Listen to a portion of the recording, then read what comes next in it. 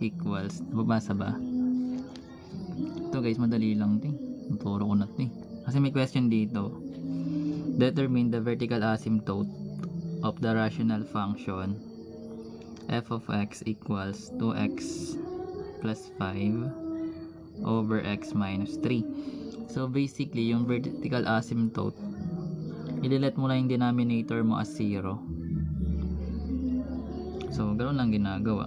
So ibig sabihin, kung meron tayong x minus 3, equate natin sa 0, magkakaroon tayo ng x equals positive 3. So ibig sabihin natin magiging vertical asymptote. Yun lang sabi. Know your boundaries, boy. Malayan. Naman tayong logarithm of x to the base 2 plus logarithm of 3 to the base 2 equals 4. Sana magiging sagot natin?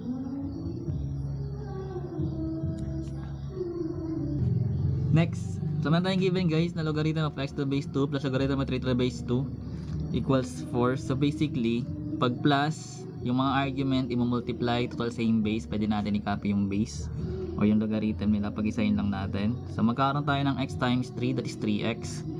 So magkakaroon tayo dito ng 3x, then equals 4. So ngayon meron tayong 2 na base. So i-equate na lang natin siya or gawin na natin siyang exponential. So kunin lang natin yung base, then gawin natin tong exponent, then equals natin sa argument. So basically yung 2 raised to 4, that is 2 times 2 times 2 times 2, or apat na 2 na i-multiply, which is magiging 16 equals 3x.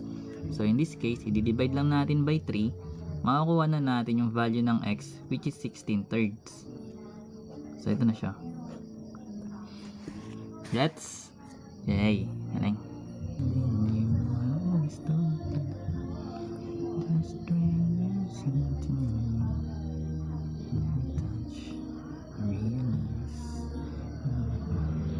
Kaya ko pa ba to? Hindi ko alam kaya ko pa to. So meron tayong given, eat whale, kain ka ano pat balyena. So meron tayong given x squared plus y squared equals minus 4x plus 6y minus 12. So ang gagawin naman is find the center of the circle defined by this equation. So circle yan guys, paano natin masabing circle siya? So masahin mo siyang circle kapag yung coefficient ng x mo tsaka y na may squared is parehas, then yung addition sila. So may ano na tayo na itong paano ma-determine na yung mga conics, kung circle, parabola, ellipse or hyperbola. Pero sa case na to, circle to guys. And ang kailangan natin mahanap is yung center. So find the center of this given na equation. So pwede mo siya ilagay sa standard form. So kung marunong ka ng standard form na ito, actually may formula T kung paano makuha, kaya lang hindi ko siya hindi ko na maalala yung pagkuha ng center. Nang mental mo lang. Pero if ever na nakalimutan nga, babalik ka sa standard form. So remember, ang standard form ng circle is x squared x minus h squared plus y minus k squared equals r squared. Ito yung standard form niya. Pag yung center is wala sa origin, then syempre meron tayo ditong given na x squared plus y squared minus 4x plus 6y minus 12. So gagawin natin guys, pagkasamahin natin yung mga may variable x, then may variable y. So in this case, magkakaroon tayo ng x squared minus 4x, samahin muna natin, then plus yung y squared plus 6y.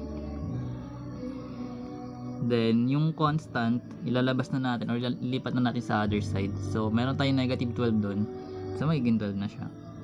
So ngayon kailangan lang natin to i-completing the square. So kung marunong ka mag-completing the square, pwede mo yun ma-solve dito, no? So bali ang gagawin lang naman is magkakaroon ka ng b over 2, then parenthesis, then yung squared natin equals yung blank. So big sabihin guys, sa kada term na to, gagawin natin siyang ganda. So punta tayo sa x squared muna. So copy lang natin yung x squared minus 4x, then yung plus blank natin. So sa case na to guys, meron tayong b, that is negative 4. Di-divide natin yun by 2, so magiging negative 2. So, ano ba yung negative 2 squared? That is positive 4. So, maglalagay tayo dito ng 4. Then, sa kabila naman, meron tayong plus yung y squared plus 6y plus yung blank. So, sa case natin guys, meron naman tayo ditong b over 2 then equals squared then yung blank para sa y. So, meron tayong 6 na coefficient divided by 2, magkakaroon tayo ng 3. Then 3 squared is 9. So maglalagay tayo ng 9 dito. So ito guys, this is perfect square trinomial na siya. Parehas. So equals, meron tayo dong 12. Tapos may nilagay tayo guys sa blank na 4 tsaka 9, di ba? So ang gagawin natin doon is mag-add din tayo dito ng dalawang blank.